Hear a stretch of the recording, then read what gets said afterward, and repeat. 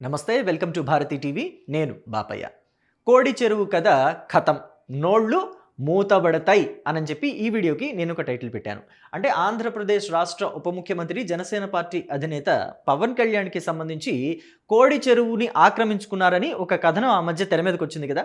చాలామంది ఇష్టానుసారంగా పవన్ కళ్యాణ్కి సంబంధించి ఆరోపణలు కూడా చేశారు. పవన్ కళ్యాణ్ ఇన్నాళ్ళు నీతిమంతుడు అనుకున్నాము, నిజాయితీపరుడు అనుకున్నాము, ఈయన కూడా అవినీతి చేస్తున్నాడు, ఈయన కూడా ఆక్రమణలకి పాల్పడుతున్నాడు అని అంటూ పవన్ కళ్యాణ్ని ఒక అవినీతిపరుడుగా చిత్రీకరించే ప్రయత్నం చేశారు. పవన్ కళ్యాణ్ చెరువుల్ని ఆక్రమించుకున్నారు అని అంటూ ఆరోపణలు గుప్పించారు. ఇంకొంతమంది మేధావులైతే అసలు ఆ ఫామ్ హౌస్ దగ్గరికి, ఆ చెరువు దగ్గరికి వెళ్ళి, ఇదిగో పవన్ కళ్యాణ్ ఎలా ఆక్రమించేసుకున్నాడు చూడండి, మట్టి ఎలా తోలేశారో చూడండి, మట్టి తోలి మేట వేసి చెరువుని ఆక్రమించి వ్యవసాయం చేసుకుంటున్నాడు, అలాగే చెరువులో ఫెన్సింగ్ వేసేశాడు. ఇంకొంతమంది అయితే ముందుకు వెళ్ళి అక్కడేవో పవన్ కళ్యాణ్ ఫామ్ హౌస్కి దగ్గరలో బీరు సీసాలు పడుంటే ఇక్కడ అసాంఘిక కార్యకలాపాలు యథేచ్ఛగా జరిగిపోతున్నాయి, ఇదిగో బీరు సీసా చూడండి అని చెప్పి ఆ బీరు సీసాని ఫోకస్ చేసి చూపెడుతూ హంగామా సృష్టించారు. తీరా చూస్తే పవన్ కళ్యాణ్కి ఆ బీరు సీసాలకి, పవన్ కళ్యాణ్కి ఆ కోడి చెరువుని ఆక్రమించి అక్కడ మెరక తోలిన భూములకి ఎటువంటి సంబంధం లేదు అని తేలిపోయింది. హైడ్రా కమిషనర్ రంగనాథ్ ఈ విషయంలో క్లియర్గా ఇచ్చేశారు. పిక్చర్ క్లియర్గా ఉంది. పవన్ కళ్యాణ్ ఆక్రమించుకోలేదు అన్న విషయం తేట తెల్లంగా అర్థమైంది. అందుకే ఆరోపణలు చేసిన వాళ్ళు ఎవరైతే ఉన్నారో వాళ్ళందరి నోళ్ళు ఇప్పుడు మూత పడ్డాయి. అందుకనే నేను టైటిల్ అలా పెట్టాను, నోళ్ళు మూత పడతాయి అని చెప్పేసి. ఎందుకు పడవు? ఆధారాలు లేని ఆరోపణలు చేస్తే ఎప్పటికైనా సరే సమాధానం చెప్పలేని పరిస్థితి వచ్చేస్తుంది. అయితే పవన్ కళ్యాణ్ కోడి చెరువుకి సంబంధించి ఎలా ట్రోలింగ్ చేశారనేది మీకు ఒకసారి చూపిస్తాను చూడండి. గతంలో పవన్ కళ్యాణ్ ఒక సినిమా చేశాడు కదా, కాటమరాయుడని. అందులో ఓ కోడి పుంజుని ఎత్తుకుని కనిపిస్తారు. ఆ కోడి పుంజుని ఎత్తుకోవటం, ఇక్కడ కోడి చెరువు కలిసి ఉండటంతో కోడి చెరువు కళ్యాణ్ అని చెప్పేసి ఫోటోలు పెట్టారు. అప్పట్లో కల్వకుంట్ల కవిత అనాలా లేకపోతే తెలంగాణ రక్షణ సేన కవిత అనాలా, మొత్తం మీద కవిత అయితే కోడి చెరువుకి సంబంధించి ఆవిడ కూడా ఆరోపణలు గుప్పించారు. దీంతో కవిత ఫోటోని, ఇక్కడ పవన్ కళ్యాణ్ కోడి పుంజుని ఎత్తుకున్న ఫోటోని వాడి కోడి చెరువు కళ్యాణ్ అని చెప్పేసి ఇలా ట్రోలింగ్ కూడా చేశారు. మరి ఇప్పుడు ఆ ట్రోలింగ్ చేసిన వాళ్ళంతా ఏం మొహం పెట్టుకొని బయట వాళ్ళ మొహాలు చూపిస్తారు? ఏమని వాళ్ళ మొహాలు బయట చూపించుకోగలుగుతారు? ఆధారాలు లేని ఆరోపణలే కదా ఇవన్నీ. సో మనం ఒకసారి ఆరోపణ చేసే ముందు ఖచ్చితంగా ముందు వెనక ఆలోచించుకోవాలి అంటారు. సో అయితే హైడ్రా కమిషనర్ రంగనాథ్ ఏమంటున్నారో ఒక్కసారి మనం వినే ప్రయత్నం చేద్దాం.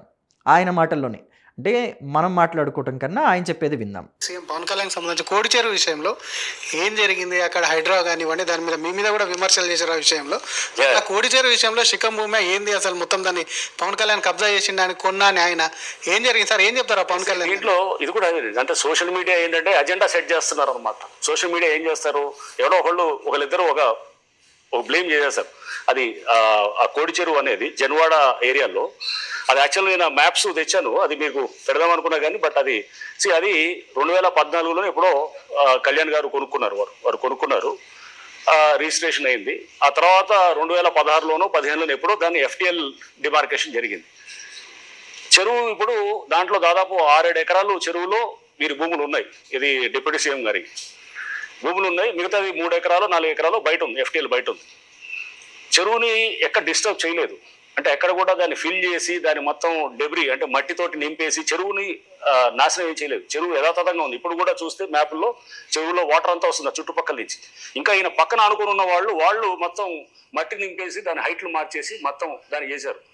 ఇక్కడ మీరు చూశారు కదా, రంగనాథ్ క్లియర్గా చెప్పారు పవన్ కళ్యాణ్ ఎక్కడా చెరువుని ఆక్రమించుకోలేదు అని చెప్పేసి. వాళ్ళు అక్కడికి వెళ్ళి ఆ చెరువుని పూర్తిగా పరిశీలించి వాళ్ళ దగ్గర ఉండే మ్యాప్స్ అవి, అంటే పూర్వం నుంచి చెరువు ఎంత ఉంది ఏంటి, చెరువు వైశాల్యం ఎంత అనేది మొత్తం అంతా కూడా వాళ్ళ దగ్గర ఉన్న పట్టా భూములు వాటి గురించి పూర్తిగా వాళ్ళకి తెలుసు కాబట్టి, ప్రభుత్వం దగ్గర ఒక డేటా ఉంటుంది కాబట్టి వాళ్ళు అక్కడికి వెళ్ళి పరిశీలిస్తే పవన్ కళ్యాణ్ ఫామ్ హౌసో లేకపోతే ఆ వ్యవసాయ క్షేత్రమో ఏదైతే జన్వాడ కోడి చెరువుకి చుట్టుపక్కల ఉందో అక్కడ ఎక్కడా కూడా వాళ్ళు చెరువుని ఆక్రమించలేదు. మట్టి తోలేసి ఆ చెరువుని పూట్ చేసి వ్యవసాయం ఎక్కడా కూడా చేయటం లేదు. పవన్ కళ్యాణ్ పొలానికి పక్కనే, ఆ వ్యవసాయ క్షేత్రానికి పక్కనే ఆనుకుని ఉన్న వేరే వాళ్ళ పొలాలు వాళ్ళు ఆక్రమించుకున్నారు. అంటే ఆ వేరే వాళ్ళ పొలాలు వాళ్ళు ఏం చేశారు, చెరువును ఆక్రమించుకున్నారు. చెరువును ఆక్రమించుకుని మట్టి నింపేసి వాళ్ళు వ్యవసాయం చేస్తున్నారు. వీళ్ళంతా అక్కడికి వెళ్ళిన మేధావులు. అంటే అప్పట్లో పవన్ కళ్యాణ్ ఫామ్ హౌస్ దగ్గరికి వెళ్ళి చిత్రీకరించి కొన్ని అభూత కల్పనలు చేశారు కదా కొంతమంది మేధావులు. వాళ్ళంతా ఆ పక్క పొలాలను చూపిస్తూ ఇదిగో ఇదే పవన్ కళ్యాణ్ పొలం ఆక్రమించేశాడు చూడండి అని చెప్పేసి చూపించి దాన్ని క్రియేట్ చేశారన్నమాట. పవన్ కళ్యాణ్ అవినీతి చేసినట్టు, ఆక్రమణలకి పాల్పడినట్టు క్రియేట్ చేశారు. అందుకనే హైడ్రా కమిషన్ రంగనాథ్ కూడా అన్నారు, ఒకళ్ళిద్దరూ ఇలా వీడియోస్ చేసి అభూత కల్పన సృష్టించడమే తప్ప అక్కడ ఏమీ లేదు. చెరువుకి సంబంధించిన FTL బఫర్ జోన్లో అయితే పవన్ కళ్యాణ్కి సంబంధించి ఒక 6-7 ఎకరాలు ఉంది. మిగతా భూమి అంతా వ్యవసాయ భూమి. అంటే అసలు అది FTLలోకి కానీ బఫర్ జోన్లోకి కానీ రాని భూమి. అయితే ఇక్కడ ఈ FTL బఫర్ జోన్లో శిఖం పట్టా భూమి అనేది కూడా ఉంటుంది. శిఖం పట్టా భూమి అలాగే శిఖం పట్టా సర్కారీ భూమి 2 రకాలుగా ఉంటుందన్నమాట ఈ FTL బఫర్ జోన్లో కూడా. అయితే పవన్ కళ్యాణ్ ఇక్కడ శిఖం పట్టా భూమి, శిఖం పట్టా సర్కారీ భూమి కాదు. శిఖం పట్టా భూమి అంటే ఏంటంటే ఇందులో వ్యవసాయం చేసుకోవచ్చు. చెరువుని ఎక్కడా కూడా డిస్టర్బ్ చేయకుండా, చెరువు ఫ్లోని, ఆ చెరువులో ఉండే వాటర్ ఫ్లోని డిస్టర్బ్ చేయకుండా ఒక ఫెన్సింగ్ లాంటిది. అంటే మనకి తీగల ఫెన్సింగ్ ఉంటుంది. ఫెన్సింగ్ అంటే ఏంటి, మనం గోడ కట్టేసే ఫెన్సింగ్ కాదు, తీగల ఫెన్సింగ్ ఉంటుంది. ఆ తీగల ఫెన్సింగ్ వేసేసి వాటర్ ఫ్లో యథావిధిగా ఉండేలాగా చూస్తూ లోపలికి ఎవరు రాకుండా, అంటే చెరువు ఎండిపోయినప్పుడు ఎవరు పడితే వాళ్ళు లోపలికి వచ్చేస్తారు కదా, అక్కడ అడ్డు అనేది లేకపోతే, ఫెన్సింగ్ అనేది లేకపోతే ఎవరు పడితే వాళ్ళు లోపలికి వచ్చేసే అవకాశం ఉంటుంది ఫామ్ హౌస్లోకి. అక్కడ వాళ్ళు ఏకాంతంగా గడపడానికో, కొంత సేద తీరటానికో, లేకపోతే వ్యవసాయం చేసుకోవటానికో. పవన్ కళ్యాణ్కి వ్యవసాయం అంటే ఇష్టం కాబట్టి ఆ వ్యవసాయ భూమిని కొనుక్కున్నారు. ఇక్కడ కొనుక్కోవటం అనే మాట కూడా మనం ఖచ్చితంగా నోటీస్ చేయాలి. పవన్ కళ్యాణ్ ఈ వ్యవసాయ భూమిని కొనుక్కున్నది ఎప్పుడు, ఇవాళో నిన్నో కాదు. ఆక్రమించుకోవటానికి ఇవాళో నిన్నో కబ్జా చేయటానికి కొనుక్కున్నది కాదు. పక్కన చెరువుని కబ్జా చేయడానికి, ఆ చెరువు ఒడ్డునే ఉన్న ల్యాండ్ని నిన్న మొన్న కొనలేదు పవన్ కళ్యాణ్. 2014లో కొన్నారు. ఇది కూడా హైడ్రా కమిషనర్ రంగనాథ్ తన నోటితో తానే స్వయంగా చెప్పారు. పైగా రిజిస్ట్రేషన్ పట్టాలు ఉంటాయి కదా, ఆ కాగితాలు ఉంటాయి మొత్తం కూడా.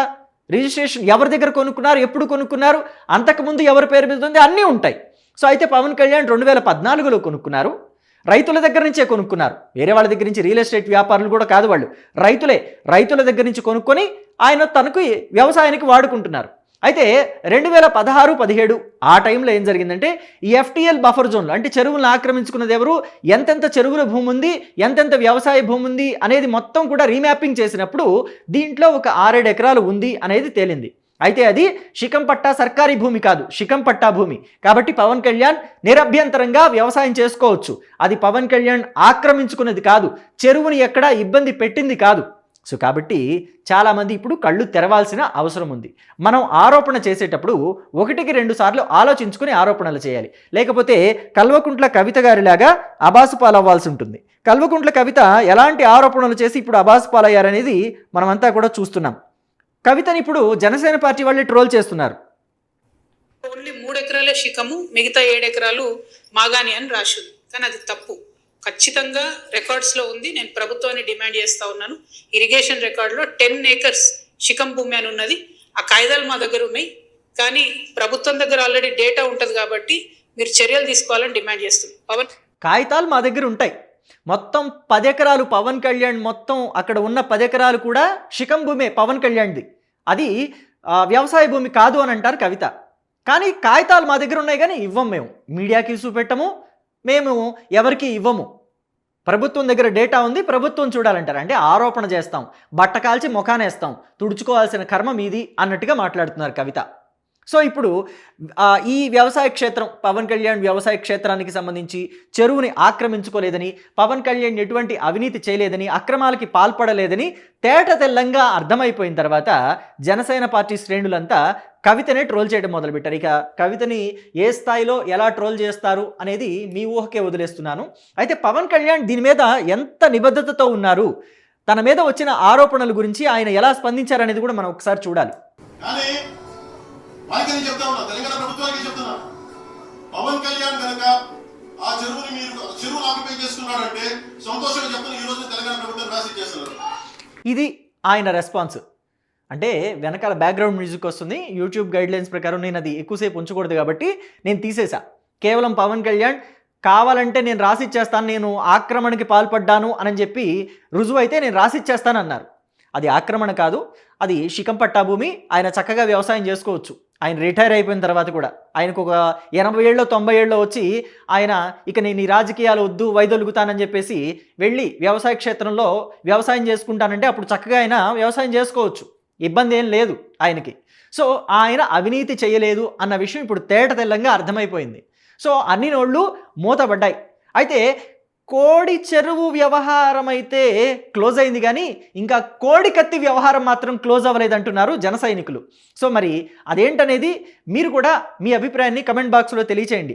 జన సైనికులు వేసిన కౌంటర్కి వైసీపీ సమాధానం చెప్పగలుగుతుందా? ఎందుకంటే నిన్న మొన్నటి వరకు కోడి చెరువు కళ్యాణ్ అని చెప్పేసి పవన్ కళ్యాణ్ని ట్రోల్ చేసింది కూడా వాళ్లే అని చెప్పేసి జన సైనికులు అంటున్నారు. వైసీపీ వాళ్లే అవకాశం చూసుకొని పవన్ కళ్యాణ్ని ట్రోల్ చేశారు వైసీపీ వాళ్ళు. సో కాబట్టి జన సైనికులు ఏదైతే ఇప్పుడు క్వశ్చన్ చేస్తున్నారో కోడి చెరువు వ్యవహారం క్లోజ్ అయిపోయింది, మరి కోడి కత్తి వ్యవహారం ఎప్పుడు క్లోజ్ చేస్తారని చెప్పేసి మాట్లాడుతున్నారు వాళ్ళు. మరి దానికి వైసీపీ వాళ్ళు ఎలా రెస్పాండ్ అవుతారు ఏంటి అనేది చూడాలి. అలాగే పవన్ కళ్యాణ్ అవినీతి చేస్తాడు అని అంటే మీరు నమ్ముతారా? పవన్ కళ్యాణ్ ఆక్రమణలకి పాల్పడతాడు అని అంటే మీరు విశ్వసిస్తారా? మీ అభిప్రాయాన్ని కమెంట్ బాక్స్లో తెలియచేయండి. Thank you.